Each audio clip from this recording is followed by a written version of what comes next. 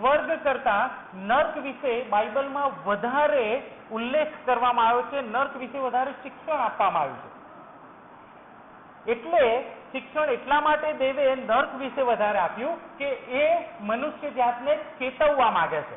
એટલે તમને વધારે નર્ક ઉપર ઈશ્વરે શિક્ષણ આપ્યું છે. અને એટલે આજે મારો જે વિષય છે એ નર્ક વિશેની 8 વાસ્તવિકતાઓ એ આપણે જોવાના છે કે બાઇબલ નર્ક વિશે કઈ બાબતો તમને મને કહે છે. અને એના માટે આપણે લુકની સુવાર્તા એનો 16મો અધ્યાય ખોલીએ. જોરથી આપણે બોલીશું હાથ ઊંચો કરીને, હાલેલુયા, પ્રભુની સ્તુતિ થાવ. આ જે શાસ્ત્ર ભાગ વાંચવામાં આવ્યો લુકની સુવાર્તા 16મો અધ્યાય ને 19 કલમથી આગળ એ લાજરસની અને શ્રીમંત માણસની વાત કરવામાં આવી છે. પ્રભુ ઈસુના જે બધા દ્રષ્ટાંતો છે એમાંનું આ એક બહુ વિશેષ દ્રષ્ટાંત છે. એ એટલા માટે વિશેષ છે કેમ કે આ દ્રષ્ટાંતમાં નામ લખવામાં આવ્યા છે. બીજા બધા જે બાઇબલના દ્રષ્ટાંત છે એમાં નામ લખવામાં આવ્યા નથી, પણ આ દ્રષ્ટાંતમાં 2 નામ લખવામાં આવ્યા છે.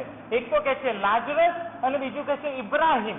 આ બંનેના નામ આ દ્રષ્ટાંતમાં લખવામાં આવ્યા છે. એટલે જે ઈશ્વર વિદ્યાના નિષ્ણાત છે, મોટા પ્રભુના સેવકો છે, એમનામાંના ઘણા બધાનું માનવું છે કે આ કેવળ દ્રષ્ટાંત નથી, પણ આ કદાચ સાચી હકીકત જે બની છે એને પ્રભુ ઈસુએ અહીંયા કહે છે કે રજૂ કરી છે. લાજરસ એના નામનો અર્થ થાય છે કે ઈશ્વર મારી મદદ છે, ઈશ્વર મને મદદ કરે છે. અને જ્યારે સમયનું આ શાસ્ત્રનો અભ્યાસ કરીએ ત્યારે કેટલીક બાબતો એમાં નોંધવામાં આવી છે. સૌથી પહેલી બાબત તમેનું જોઈએ તો એમાં 2 ભિખારીની વાત કરવામાં આવી છે.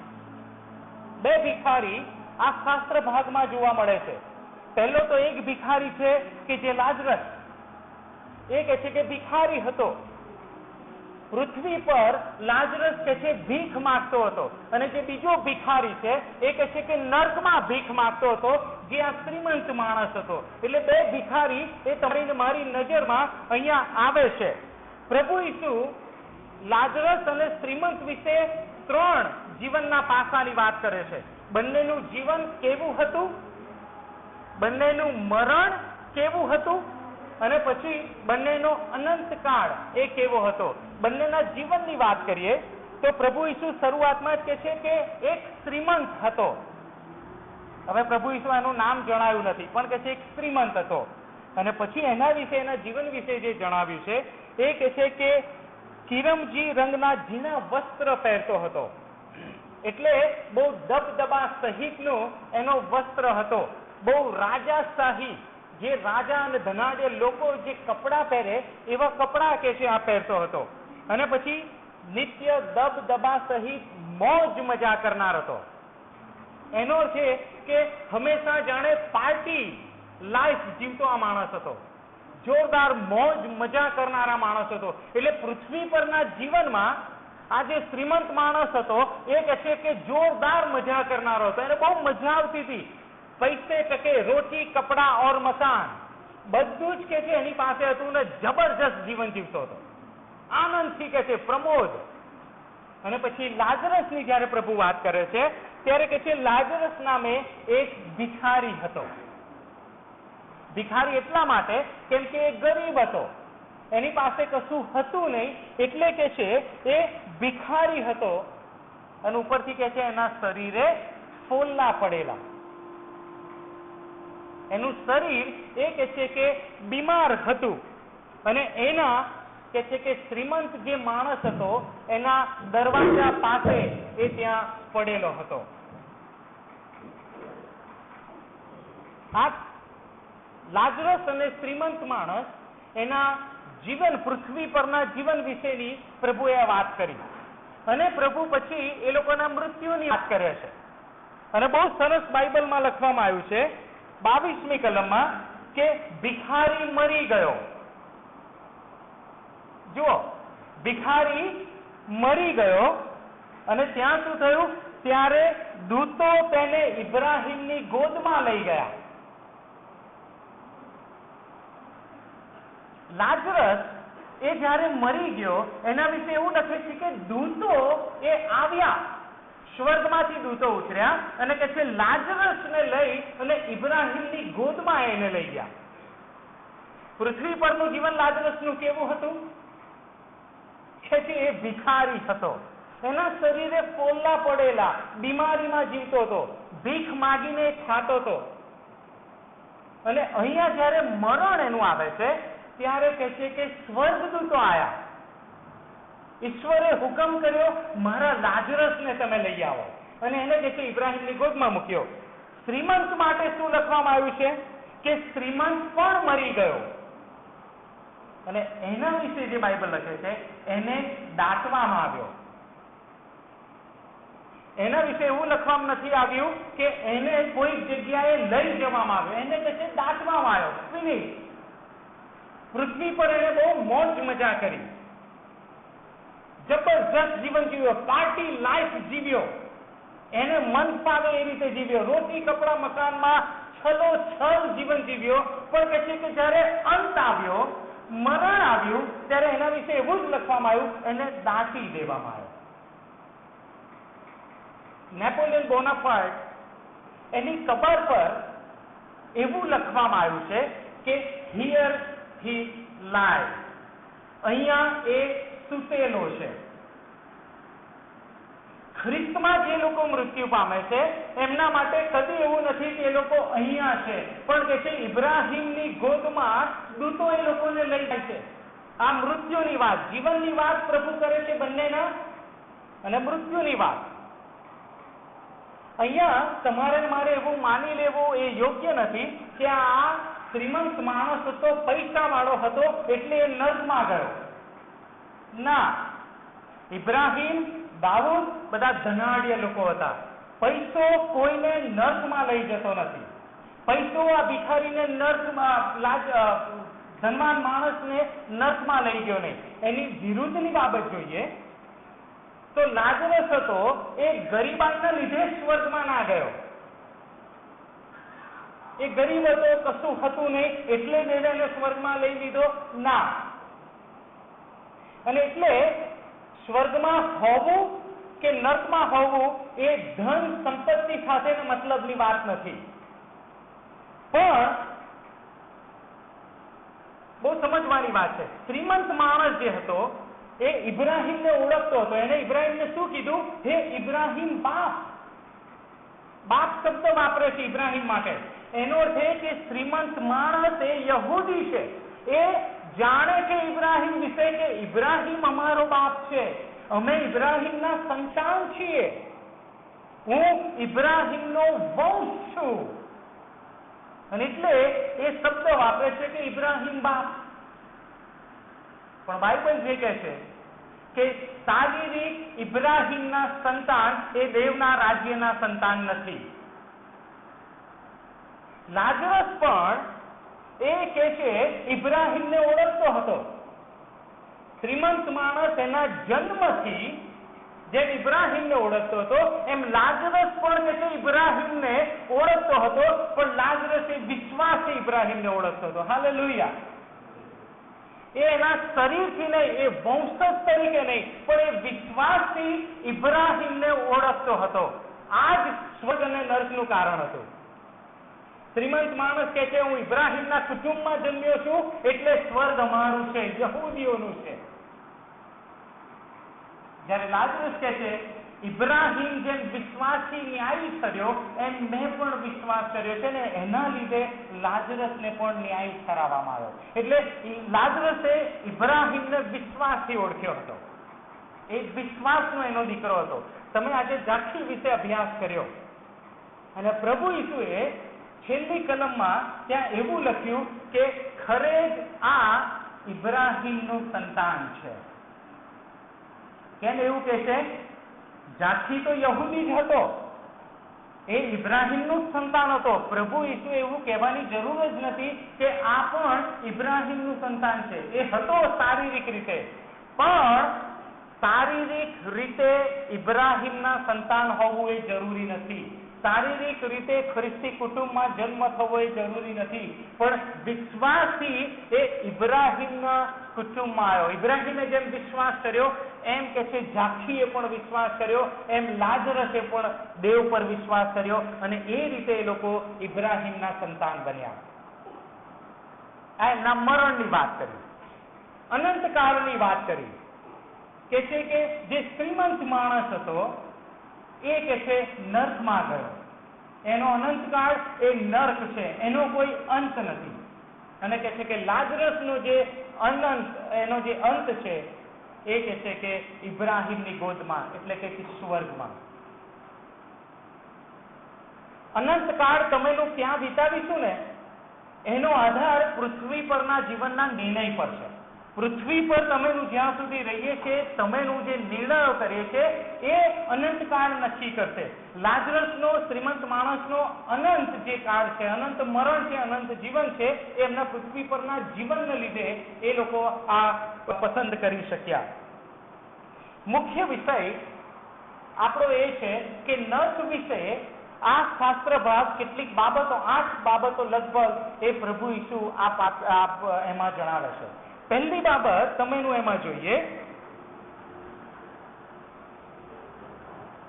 એને દાટવામાં આવ્યો અને પછી 23 કલમ એની શરૂઆત કે છે હાદેશમાં પીડા ભોગવતા. હાદેશમાં એટલે કે નર્કમાં પીડા ભોગવતા. ઘણીવાર લોકો બેફામ જીવન જીવતા હોય છે કે ભાઈ નર્ક જેવું કશું છે નહીં, સ્વર્ગ જેવું કશું છે નહીં, જે છે એ અહીંયા છે, અહીંયા જીવી લો, કશું એવું છે નહીં. અને એ લોકો બેફામ જીવે છે એવું માનીને કે નર્કની રિયાલિટી કે સ્વર્ગની રિયાલિટી જેવું કશું નથી. જેટલી મોજ મજા માણવી હોય એટલી તમે અહીંયા માની લો. કે પણ બાઇબલ પણ તમને મને એવું કહે છે કે નર્ક એ વાસ્તવિકતા છે, કોઈ વિચાર નથી. નર્ક એ ખ્રિસ્તીઓએ માની લીધેલું કોઈ વિચાર નથી, કોઈ વિચારધારા નથી, પણ એ નર્ક એ વાસ્તવિકતા છે. તમે મેં જોયું નથી. ઘણા એવું કે કોણે જોયું છે નર્ક? કોણે જોયું છે નર્ક? તમારામાંથી કેટલા જણ જાણે છે ઝિમ્બાબ્વે નામનો દેશ? ઝિમ્બાબ્વે છે? તમે જોયો છો ઝિમ્બાબ્વે દેશ? તો પછી કેમ ના કહો છો ઝિમ્બાબ્વે છે? કેવી રીતે? નર્ક વિશે પણ આપણે ઘણા લોકો કહે છે કોણે જોયું છે નર્ક? છે જ નહીં. બાઇબલ કહે છે એ વાસ્તવિકતા છે, રિયાલિટી છે. કદી શૈતાન તમને ભરમાવી ના જાય કે ચાલશે જીવીને ખ્રિસ્તીઓ કે બાઇબલ કે પ્રભુ ઈસુ આ બધી પોકળ વાતો છે, કશું સાચું અમારું નથી. પ્રકટીકરણનું પુસ્તક ખોલીએ, એનો 21મો અધ્યાય, 20મો અધ્યાય, પ્રકટીકરણ 20,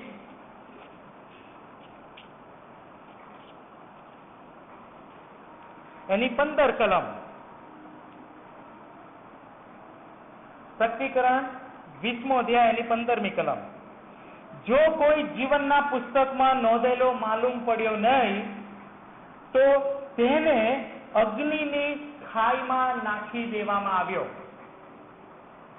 જીવનના પુસ્તકમાં જેનું નામ લખવામાં આવ્યું નથી એને અગ્નિની ખાઈમાં નાખી દેવામાં આવ્યો. અગ્નિની ખાઈ, વાસ્તવિકતા, રિયાલિટી, એમાં એને નાખી દેવામાં આવ્યો.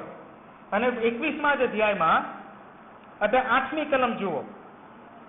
પણ બીકણો, અવિશ્વાસીઓ, ભ્રષ્ટ થયેલા, ખૂનીઓ, વ્યભિચારીઓ, જાદુક્રિયા કરનારા, મૂર્તિ પૂજકો તથા સઘળા જૂઠાઓનો ભાગ અગ્નિ તથા ગંધકથી બળનારી ખાય છે, અને એ જ બીજું મરણ છે. અગ્નિ અને ગંધકથી બાળી નાખનારી ખાય છે. આ વાસ્તવિકતા છે. એ બાળી નાખનાર છે. જે લોકો અવિશ્વાસુ છે, મૂર્તિ પૂજકો છે, દેવને માન આપતા નથી, ઈસુ ખ્રિસ્ત જે માર્ગ, સત્ય અને જીવન છે એને જે સ્વીકારતા નથી, એમને કે છે જીવનના પુસ્તકમાં નામ નોંધવામાં નથી આવ્યું, અને એ લોકોને કે છે ગંધક અને આગથી બાળી નાખનાર ખાઈમાં નાખી દેવામાં આવે છે. આ વાસ્તવિકતા છે વાલાઓ. શૈતાન રખેને કોઈને ભરમાવી જાય.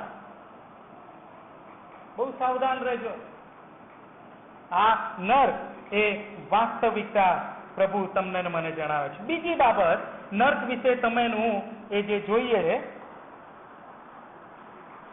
22મી કલમ,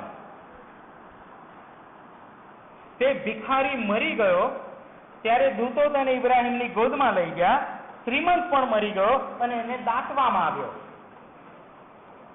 બીજી નર્કની જે વાસ્તવિકતા પ્રભુ તમને મને કહે છે કે નર્કમાં કોઈ માણસ પૃથ્વી પરથી કશું લઈ જઈ શકતો નથી.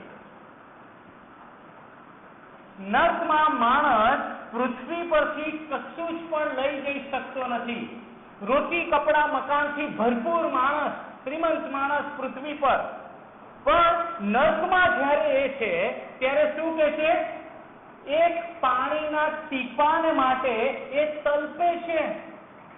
પાણીનું ટીપું એ લઈ જઈ શક્યો નહીં નર્કમાં. આટલો બધો ધનાઢ્ય માણસ આખું જગત મેળવે, બધું જેને પ્રાપ્ત થાય, દબદબા વાળું એનું જીવન પ્રાપ્ત થાય, પણ કે છે જો એના આત્માને હાનિ થાય તો એને શું લાભ? એક ટીપું પાણી જો કે છે નર્કમાં પણ ના લઈ જઈ શકે, જે એને સાંત્વન આપે, જે એ અગ્નિમાં પડી રહ્યો છે એમાં એને શાંત કરે, તો એને શું લાભ? પૃથ્વી પરની એક પણ ભૌતિક વાના કે બાબતો એ તમને ને મને કે છે સ્વર્ગમાં પણ કશું નહીં લઈ જવા દેતી અને નર્કમાં પણ કશું નહીં લઈ જવા દેતી. અયુબ એના પુસ્તકમાં પહેલા અધ્યાય 21મી કલમમાં લખે છે કે હું મારા માના ઉદરમાંથી નાગો આવ્યો અને કે છે હું નાગો જવાનો છું. કશું હું લઈ જવાનો નથી. દેવના રાજ્યમાં હું જવાનો છું એવું કે છે, પણ હું જેવો આવે એવો હું જવાનો છું. તો વાદાઓ ચેતી જાઓ, કશું તમે ને હું લઈ જઈ શકતા નથી. આખું જગત તમે અહીંયા મેળવી લો, જગતની પાછળ દોડા દોડ કરો. તમારા મા બાપો તમને શીખવે કે રાત દિવસ તું ડિગ્રી પાછળ દોડ, જેથી તું મોટો ડોક્ટર કે એન્જિનિયર કે વકીલ બની જાય, જોરદાર પૈસા આવે, જોરદાર નામ ના આવે. તમારા મા બાપ તમને ઉત્સાહિત કરે, તમે પોતાને ઉત્સાહિત કરો. તમારો મિત્રને તમે જુઓ કે તમારો મિત્ર પણ બહુ આગળ વધી રહ્યો છે, એની પાછળ હું પણ જાઉં. આખું જગત તમે મેળવી લો, બધું જ પ્રાપ્ત કરી લો. આખું જગત એને વેચી અને પૈસા આખા જગતના તમારા બેંક બેલેન્સમાં આવી જાય, પણ તમારા જીવને હાનિ થાય. આત્મા કે છે નર્કમાં જાય તો માણસને શું લાભ? પૃથ્વી પર તમેનું કેટલું જીવન જીવીશું? 50 વર્ષ, 60 વર્ષ, 80 વર્ષ, 100 વર્ષ, 120 વર્ષ, કેટલા વર્ષ જીવીશું?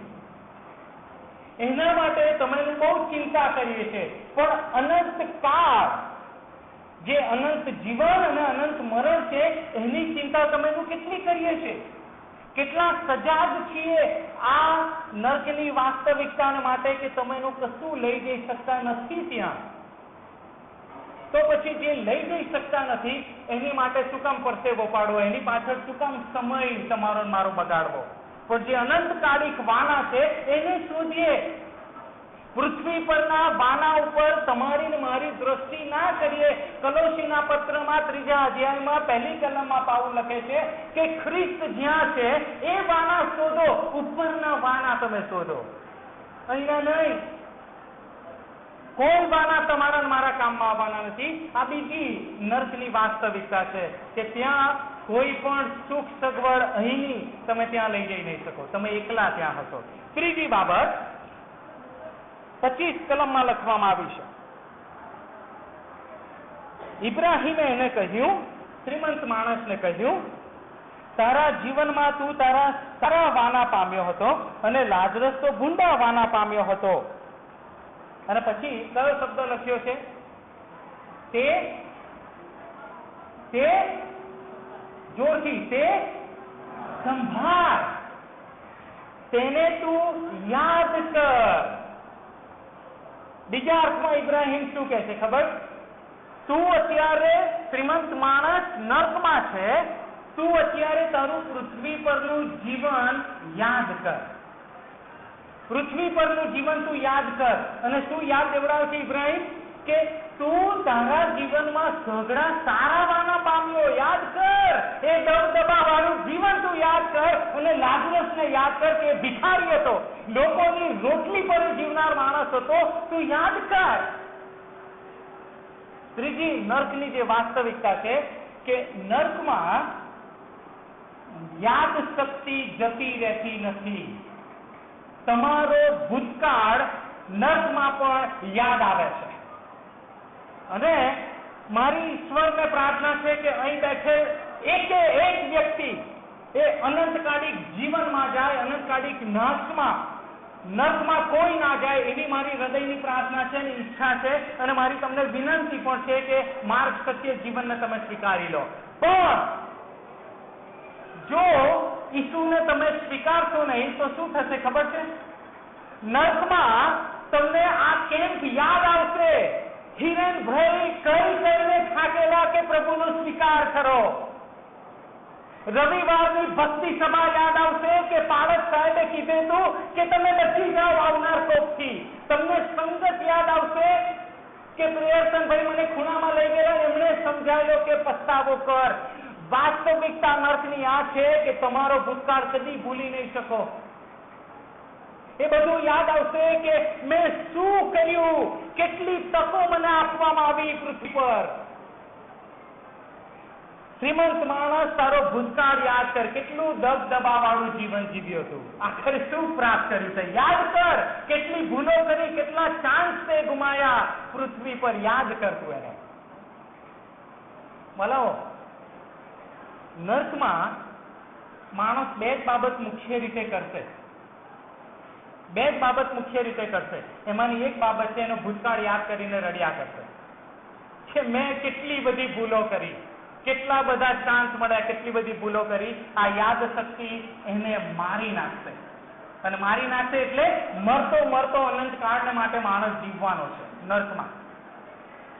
આ યાદ શક્તિ સાથે ભૂતકાળ યાદ કરશે. આશા રાખીએ કે નર્કમાં આપણી યાદ શક્તિ આપણે ગુમાવી દઈએ, બધું ભૂલી જઈએ, કે જેથી આપણને ભૂતકાળ યાદ ના આવે ને દુઃખી ના થઈએ કે કેમ મેં તક ગુમાવી. એ બધું આપણને યાદ ના આવે, પણ યાદ આવવાનું છે. બાઇબલ કહે છે નર્કમાં ભૂતકાળને યાદ કરી શકાય. ચોથી બાબત જોઈએ, બાઇબલ જે નર્ક વિશે તમને મને કહેશે કે નર્ક એ તો પીડાકારક જગ્યા છે. નર્ક એ વેદનાની જગ્યા છે. ત્યાં કઈ સુખ, આરામ અને એવી બાબત નથી. એક વાત છે ચોપડીમાં વાંચેલી, સાચી વાત નથી, કાલ્પનિક વાત છે કે શૈતાન એક દિવસ એક ભાઈની પાસે આવ્યો અને જ્યારે શૈતાનની ના ભાઈની વાતચીત થતી હતી ત્યારે આ ભાઈએ કીધું કે શૈતાન મને નર્કની સૈર કરાવીને મુસાફરી કરાવી, મારે નર્ક જોવું છે કેવું છે. તો શૈતાને કીધું કે ઓકે સરસ, હું તો એના માટે તો આવ્યો છું, તને લઈ જવા માટે, ચાલ તને બતાવું. અને કે છે આ જે શૈતાન હતો આ માણસને નર્કની મુસાફરી કરવા લઈ ગયો. અને જેવો નર્કમાં ગયો તો આ માણસને તો એવું હતું કે નર્કમાં તો બહુ પીડાકારક જગ્યા છે, બહુ દુઃખ, વેદના અને બળ્યા કરે ને અગ્નિ ને ગંધક ને આ બધું નર્કમાં હોય. પણ જ્યારે શૈતાન એને નર્કમાં લઈ જાય છે ત્યારે તે શું જોવે છે કે જબરજસ્ત જલસો જામ્યો છે, પાર્ટી જામી છે, ખાવા પીવાનું ડાન્સ થઈ રહ્યો છે, બધા આનંદ કરી રહ્યા છે, નાચમ કુદી જોરદાર પાર્ટી ચાલી રહી છે. અને માણસને થયું કે પૃથ્વી પર લોકો મૂર્ખા છે, નર્કમાં તો કેટલું જોરદાર પાર્ટી ચાલી રહી છે, કેટલો આનંદ છે, અને લોકો નર્ક વિશે ખોટી વાતો કરી રહ્યા છે કે એમાં તો પીડા છે, દુઃખ છે, તકલીફ છે, પણ આ તો કેટલી સરસ જગ્યા છે. અને પછી કહે છે શેતાન એ માણસને કે છે પાછો પૃથ્વી પર લઈ આવ્યો, અને પછી એને પૂછવામાં આવ્યું એના મરણ સમયે કે તારે સ્વર્ગમાં જવું છે કે નર્કમાં જવું છે? એટલે પેલા એ કીધું મારે તો નર્કમાં જ જવું છે. કેમ નર્કમાં? પાર્ટી ને એવું બધું છે. એટલે એને કીધું મારે તો હવે નર્કમાં જવું છે. એટલે એને નર્કમાં લઈ જવામાં આવ્યો કાયમ માટે. જયારે નર્કમાં ગયો ત્યારે એને વેદનામાં નાખવામાં આવ્યો. જ્વાળાઓ અગ્નિની જોઈ એને બાળી નાખતી, એની જ્વાળાઓ હતી, એને પીડા આપતી, વેદના આપતી, એ બળી રહેલો પણ રાખ નતો થતો, એવો ને એવો બળી રહેલો, બહુ વેદના પામતો હતો, બૂમો પાડવા લાગ્યો, શીશો પાડવા લાગ્યો. અને પછી શેતાનને જોઈને એને કીધું, શેતાન અહીંયા તે મને કયું નર્ક બતાવેલું અને આ તો આવું છે. શેતાને એને શું કીધું ખબર? મેં તને પહેલા જે બતાવ્યું ને એ ટ્રેલર હતું અને આ વાસ્તવિક મૂવી છે. પહેલા જે બતાવ્યું એ કે છે ટ્રેલર બતાવ્યું. શેતાન પૂરેપૂરું બતાવતો નથી, પણ નર્કની જે વાસ્તવિકતા છે એ કે છે પીડાકારક છે. 4 વાર આ શાસ્ત્રમાં પ્રભુ પીડાકારક નર્ક છે એવું કહે છે. 23મી કલમમાં લખવામાં આવ્યું છે હાદેશમાં પીડા ભોગવતા. નર્કમાં આ પીડા ભોગવતો હતો. 24મી કલમમાં લખવામાં આવ્યું છે, 24મી કલમના અંતના ભાગમાં, આ બળતામાં હું વેદના પામું છું. શ્રીમંત માણસ કહે છે હું વેદના પામું છું બળતામાં. 25મી કલમમાં કહે છે ફરીથી, પણ હમણાં તે દિલાસો પામે છે અને તું વેદના પામે છે. આ 3જી વાર. અને 4થી વાર 28મી કલમ કહે છે તેઓ પણ આ પીડાને ઠેકાણે આવી પડે. 4 વાર પીડા, વેદના આ નર્કની વાસ્તવિકતા લખવામાં આવી છે. એ એટલા માટે કે પૃથ્વી પરના લોકો જાણી લે કે નર્ક એ સુખ ચેન વાળી જગ્યા નથી. એ એટલો બધો ત્યાં બળતો હતો. એને શું કીધું કે લાજરસને કે એની આગળીનું તેરવું કે છે પાણીમાં ડબોડીને પાણી મારી સાથે પાસે લાવે અને હું એટલો પડી રહ્યો મારી જીભ ઉપર એ મૂકે. પાણીનું ટીપું કોઈની પ્યાસ બુઝાવી શકે? કદી નહીં. કોઈ આટલો બળતો હોય એને એક પાણીનું ટીપું એની આગ હોલવી શકે? કદી નહીં. પણ એટલો બધો કે છે આ શ્રીમંત માણસ બળી રહેલો, વેદના પામી રહેલો કે એક પાણીને માટે, એક ટીપાને માટે એ ઝંખે છે. ભલાઓ, જે ગીત શાસ્ત્રમાં સેવકની પ્રાર્થના છે ને કે જેમ હરણ પાણીને સારું તલપે છે એમ મારો આત્મા તારે માટે તલપે છે. જો પૃથ્વી પર તમારી ને મારી તલપ ઈશ્વર માટે નહીં હોય ને તો નર્કમાં કે છે દરેક વ્યક્તિની તલપ કે છે આ પાણીને માટે હશે કે મને ઠંડક મળે. નર્કની આ વાસ્તવિકતા છે કે નર્ક એ પીડાકારક છે. 5મી બાબત જોઈએ 26મી કલમમાં નર્ક વિશે. ઇબ્રાહીમે એને કહ્યું તારા જીવનમાં સર્વ સારા વાના પામ્યો અને લાજરસ તો ભૂંડા વાના પામ્યો તો તે સંભાળ, પણ હમણાં તે દિલાસો પામે છે અને તું વેદના. માફ કરજો, 26મી કલમ. એ સર્વ ઉપરાંત અમારી ને તમારી વચ્ચે મોટી ખાઈ આવેલી છે. શું કે છે? ઇબ્રાહીમ જે જગ્યાએ છે અને શ્રીમંત માણસ જે જગ્યાએ છે એ બંનેની વચ્ચે મોટી ખાઈ આવેલી છે. મોટી ખાઈ છે અને જેવો અહીંથી તમારી પાસે આવવા ચાહે તેવો આવી શકતા નથી, ત્યાંથી કોઈ અમારી પાસે આ પાર પણ આવી શકે નહીં. બીજા અર્થમાં સ્વર્ગ અને નર્કની વચ્ચે જાણે કે ખાઈ આવેલી છે. અને નર્કની આ વાસ્તવિકતા છે કે there is no border crossing. Border cross એ નર્કમાંથી થઈ શકતી નથી. નર્કમાં માણસ એકવાર જાય પછી બોર્ડર ક્રોસ કરીને સ્વર્ગમાં કદી આવી શકતો નથી. આ બહુ વાસ્તવિકતા છે. ગમે તેટલી ઝંખના માણસ કરે, ગમે તેટલો પસ્તાવો નર્કમાં આ માણસ કરે, પણ કે છે એકવાર જો માણસ નર્કમાં જાય પછી બોર્ડર ક્રોસ કરીને સ્વર્ગમાં કદી આવી શકતો નથી. એ અનંત કાળને માટે ત્યાં જ રહે છે. બોર્ડર ક્રોસિંગ છે નહીં નર્કમાં ગયા પછી. 6ઠ્ઠી બાબત જોઈએ 27 અને 28 કલમમાં.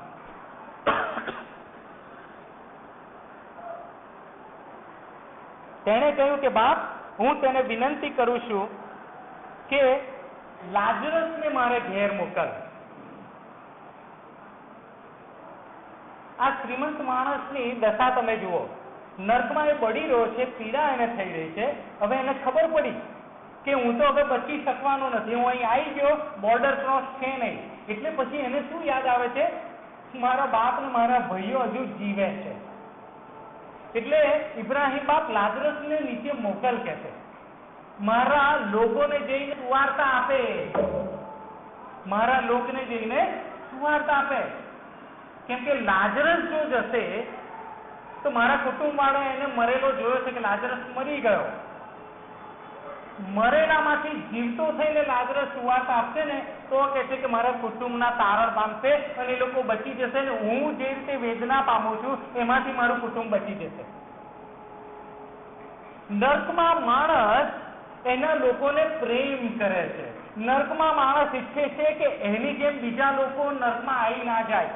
એના મિત્રો, એના સગાવાલા, એના ભાઈઓ, એનો બાપ, એની માં, એ લોકો નર્કમાં એની જેમ આવી ના જાય. નર્કમાં બેઠો બેઠો એ ચિંતા કરે છે.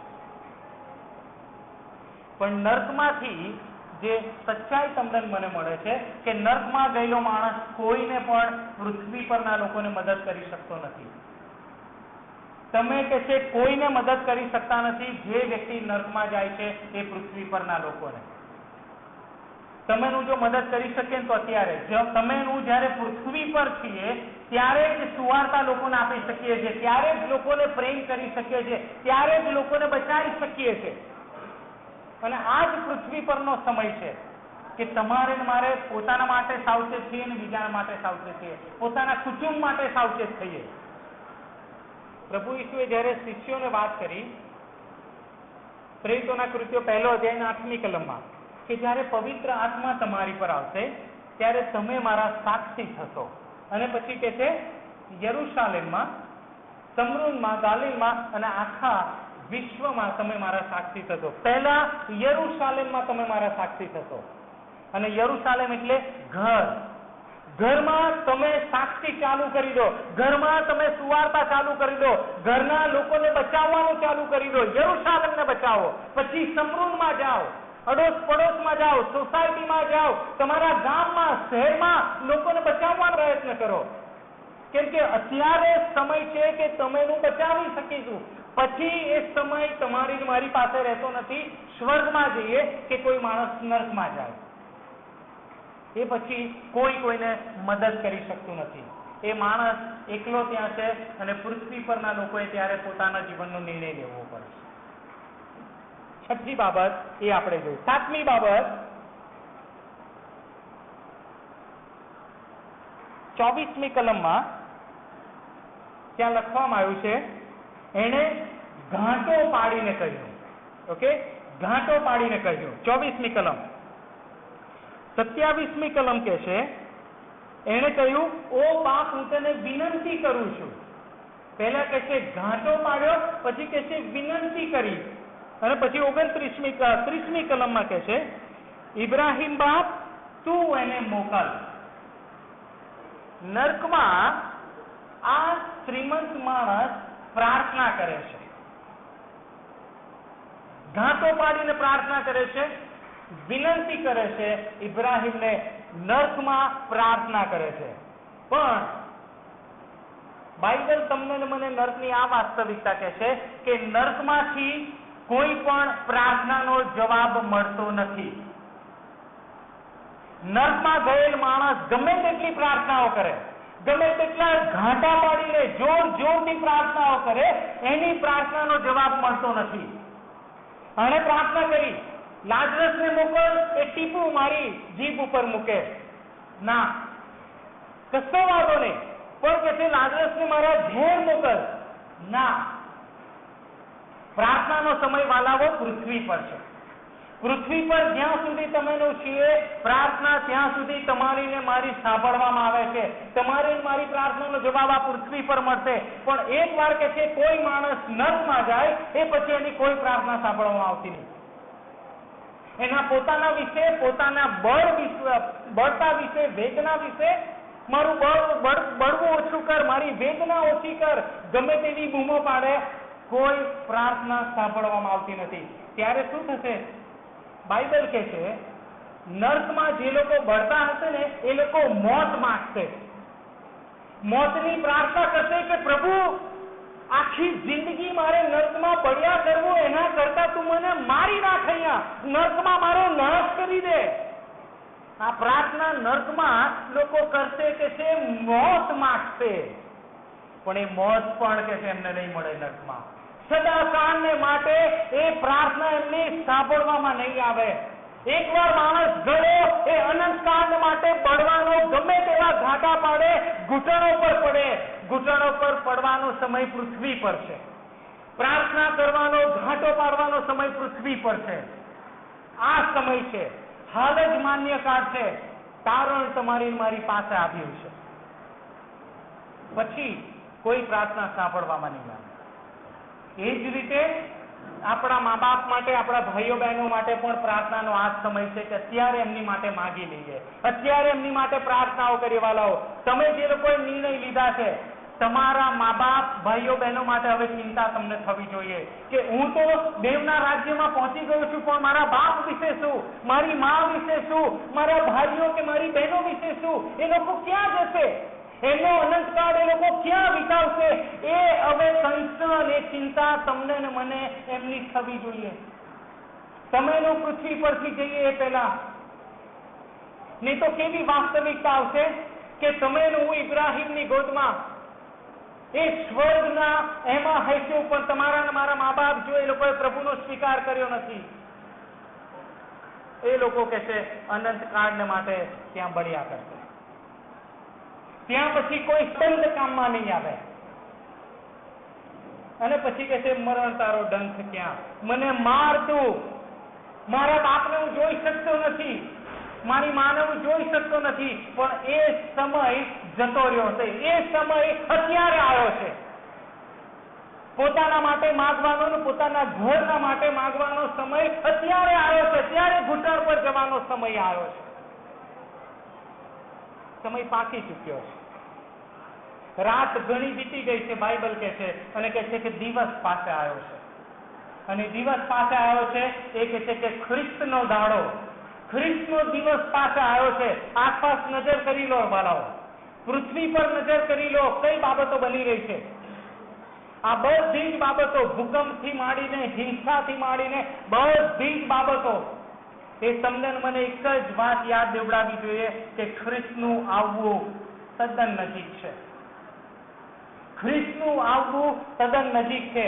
કે જો માની લો કે ખ્રિસ્ત આ દિવસે અહીંયા આવવાનો છે, અને 2000 વર્ષ પહેલા કહેવામાં આવ્યું કે હું જલ્દી પાછો આવું છું, હું જલ્દી પાછો આવું છું, અને અત્યારે 2008ની સાલ અહીંયા આવી ગઈ છે.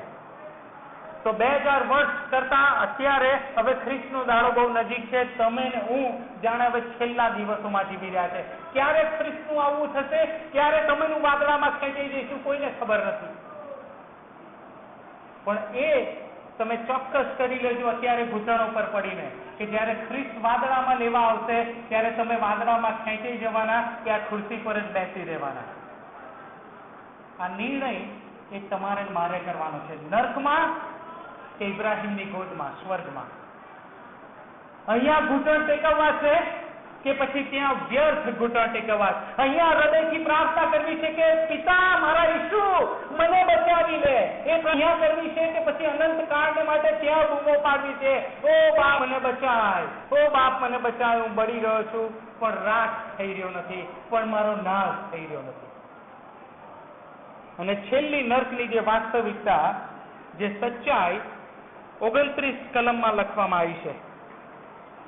જ્યારે શ્રીમંત માણસે ઇબ્રાહીમને કીધું કે લાજરસને મારા ઘેર મોકલ કે મારા લોકોને સુવાર્ત આપે ને એ લોકો બચી જાય, ત્યારે ઇબ્રાહીમે શું જવાબ આપ્યો? ઇબ્રાહીમ 29મી કલમમાં કહે છે કે તેઓની પાસે મૂસા તથા પ્રબોધકો છે, તેઓનું તેઓ સાંભળે. લાજરસ જઈ શકતો નથી નીચે, પણ કે છે એમને પ્રબોધકો અને મૂસા આપવામાં આવ્યો છે. એમનું એ લોકો સાંભળે. એનો અર્થ એ થયો કે નર્કમાંથી બચવાને માટે બાઇબલ જ એક ઉપાય છે. બાઇબલનો સંદેશ જ એક ઉપાય છે જે તમને ને મને આપવામાં આવ્યો છે. એ પ્રબોધકોએ વાણી કરી કે મસીહા આવવાનો છે. એ મૂસાએ કીધું કે રામમાં મેં સર્પ ઊંચો કર્યો છે. એ માણસના દીકરાને ઊંચો કરવામાં આવશે. વધસ્તંભ પર ઈસુને ઊંચો કરવામાં આવ્યો. આ દેવનું વચન, આ પ્રબોધકો અને આ મૂસા તમને ને મને આપવામાં આવ્યા છે. એનું સાંભળો. એનું એ લોકો સાંભળે તો એ લોકો બચી જશે. આ છેલ્લી નર્કની વાસ્તવિકતા એ છે કે જો નર્કથી તમારે મારે બચવું હોય, આના સંદેશ સિવાય, આની સચ્ચાઈ સિવાય બીજી કોઈ જગ્યાએ તમને નહીં મળે. આ જ એક માર્ગ છે જે તમને મને નર્કની વેદનાથી, અનંતકાળિક મૃત્યુથી બચાવી શકે છે. કેમ કે આમાં દેવે તમને મને રસ્તો બતાવ્યો છે, અને તો ઈસુ ખ્રિસ્ત, બીજો કોઈ નહીં. આ નર્કની વાસ્તવિકતા છે. જીવન વિશે શું તમે ગંભીર છો કે નર્કને લાઈટ લઈ લીધું છે? તમેનું પૃથ્વી પરના જીવન માટે બહુ જ ચિંતા કરીએ છે, પણ શું સ્વર્ગ અને નર્કના માટે ચિંતા કરીએ છીએ? અનંતકાળ ક્યાં વિતાવવાનો છો તમે? આજે તમે પોતાની જાતને પ્રશ્ન કરો કે તમે અનંતકાળ ક્યાં વિતાવવાનો છો? ક્યાં જઈ રહ્યા છો? તમે કયા રસ્તે ચાલી રહ્યા છો? અનંત જીવનમાં છો કે મરણમાં? બાઇબલ કહે છે નરક એ તો પોતાનું કહે છે કે મોં ખુલ્લું રાખ્યું છે. નરકનું મોં ખુલ્લું છે. જેટલા આવે એટલાને ભરખી જવાને તૈયાર છે. જેટલા આવે એટલા, જેટલા પોસિબલ હોય એટલા લોકોને એ લઈ લેવા તૈયાર છે. સાવધાન રહેજો કે એમાં નંબર તમારો ના હોય. સાવધાન રહેજો, એમાં નંબર એ તમારો ના હોય. પણ જે વધસ્તંભ, જે આમંત્રણ તમને આપવામાં આવ્યું છે એમાં તમારો નંબર હોય, એ વિશે તમે સાવધાન રહેજો. તો આજે તમે દેવની પાસે ઘૂંટણો પર આવવા માંગો છો કે દેવ, મારે તો અત્યારે પ્રાર્થના કરવી છે. દેવ, જ્યારે સમય છે, મારી પાસે તક છે, નિર્ણય લેવાનો સમય છે, પ્રભુ અત્યારે જ હું ઘૂંટણ પર આવું છું. શું તમે દેવને પ્રાર્થના કરવા માંગો છો કે દેવ મને બચાવી લે આનાથી, અનંતકાળ જેનાથી હું બળવાનો છું મને બચાવી લે, મારે એમાં નથી જવું? દેવ તમને પ્રેમ કરે છે અને બચાવવા માંગે છે.